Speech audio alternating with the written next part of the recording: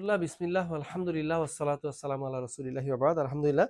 আজকে আমরা আপনারা দেখতে পেয়েছেন অকস্মাৎ আমরা গোবিন্দগঞ্জের অবৈধ বালু উত্তোলনের কিছু পয়েন্টে আমরা অভিযান চালিয়েছি। আজকে আমাদের উপজেলার সুযোগ্য নির্বাহী অফিসার, তারপরে সহকারী কমিশনার ভূমি মহোদয় এবং আমাদের আইন শৃঙ্খলা বাহিনীর দায়িত্বে যিনি আছেন আমাদের ভারপ্রাপ্ত কর্মকর্তা পুলিশের সহ আমি নিজে এবং আমাদের বাংলাদেশ জাতীয়তাবাদী দল বিএনপি অঙ্গ সহযোগী সংগঠনের শীর্ষস্থানীয় মধ্যমসারি এবং তৃণমূলের নেতৃবৃন্দকে সাথে নিয়ে আমরা 3টা ট্রলার নৌকা নিয়ে একদম আমাদের গোবিন্দগঞ্জের কাটাখালী নদী এবং পরবর্তী যে বাঙালি নদীর শেষ সীমানা থেকে শুরু করে আমরা আজকে 6টা পয়েন্টে সরাসরি আমরা সমস্ত মেশিনপত্র এগুলো ডিস্ট্রয় করেছি।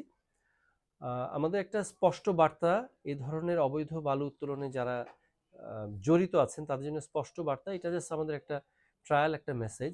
দেখুন, আমাদের এই কাটাখালী নদী এবং বাঙালি নদী আমাদের গোবিন্দগঞ্জের সহ সাঘাটা এবং ফুলছড়ির অংশ মিলিয়ে দুপাশে 13 কিলোমিটার প্রাথমিকভাবে প্রস্তাব করা হয়েছে পানি সম্পদ মন্ত্রণালয়ের পক্ষ থেকে। সেটাকে এক্সটেন্ডেড আরও 8 কিলোমিটার, মানে প্রায় আপনি ধরেন 22-23 কিলোমিটারের একটা প্রকল্প দুপাশে সিসি ব্লক দিয়ে। এটা একটা বড় প্রকল্প, প্রায় 350 থেকে 500 কোটি টাকার মতো যদি এক্সটেনশনটা অ্যাপ্রুভ হয়। তো এই ধরনের বড় বড় মানে কি বলে এটা, আপনার লং টার্ম বেনিফিট হবে এই ধরনের কাজ আমরা হাতে নিচ্ছি, এগুলো আমরা বাস্তবায়ন করব, আমরা কমিটেড।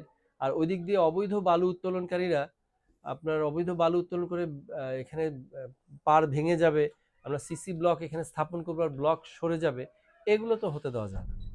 তো আমি আজকের এই আকস্মিক অভিযান থেকে সবাইকে, আমাদের গোবিন্দগঞ্জের আপামর জনসাধারণকে আমি অনুরোধ করব, আপনারাও এই সামাজিক কর্মকাণ্ডে অংশ নিন। দেখুন, আমাদের প্রত্যেকের যার যার দায়িত্বশীল অবস্থান থেকে আমাদের নিজস্ব কাজ আছে। আমাদের প্রতিদিন যে সকাল থেকে সন্ধ্যা আমরা এই বালুর পয়েন্ট ভেঙে দিব, এটা সম্ভব না।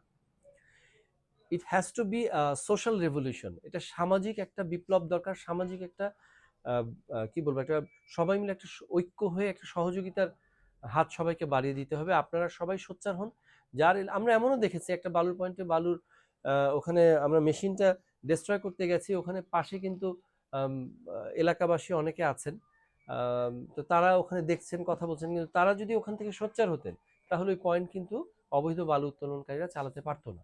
এমন না যে আমরা একদম এমন একটা পয়েন্টে গেছি যেখানে কোনো লোক নাই, কিন্তু বোঝা যাচ্ছে যে আমরা ফিরতি পথে এমন হয়েছে ওখান থেকে টর্চ মারছে, হয়তো যারা এটার সাথে জড়িত তারা হয়তো তখন মানে বোঝার চেষ্টা করতেছে যে আমরা চলে গেলাম কিনা বা আরো আছে কিনা, অভিযান আরো চলছে কিনা।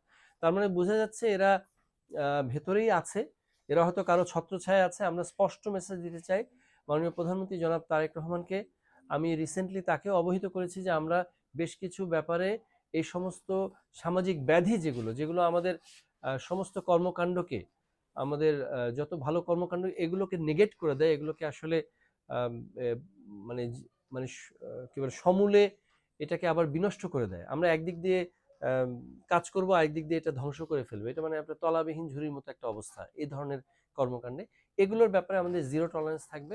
আমি আবারও গোবিন্দগঞ্জের সকল শ্রেণীর আপামর জনসাধারণকে আমি স্পষ্ট বার্তা দিতে চাচ্ছি, যত রকম পরিবেশ দূষণ, যত রকম অবৈধ বালু উত্তোলন এবং মাদকের ব্যাপারে আমাদের জিরো টলারেন্স থাকবে এবং আপনাদেরকেও আমাদের সাথে সহযোগী হতে হবে। আরেকটা বিষয় বলে আমি শেষ করতে চাই, সেটা হলো, দেখুন, এই ধরনের কর্মকাণ্ড হয়তো আপনারা অনেক সময় ভাবতে পারেন যে আজকে একদিন করলো, আবার হয়তো 5-7 দিন উনি তো আর ফিজিক্যালি আসতে পারবে না। বিষয়টা এরকম নয়। আমরা অলরেডি এই জন্য কয়েকটা টিম তৈরি করছি। আপনারা যারা এই সমস্ত কর্মকাণ্ডে জড়িত আছেন তারা হয়তো ভাবতে পারেন যে এগুলো দু একটা হয়তো মানে আই ওয়াশ বা আই ক্যাচিং দু একটা অভিযান চালিয়ে হয়তো দেখানোর চেষ্টা করা। আপনারা খেয়াল করে দেখবেন আমরা এগুলোর তেমন কোনো ফুটেজই রাখি নেই।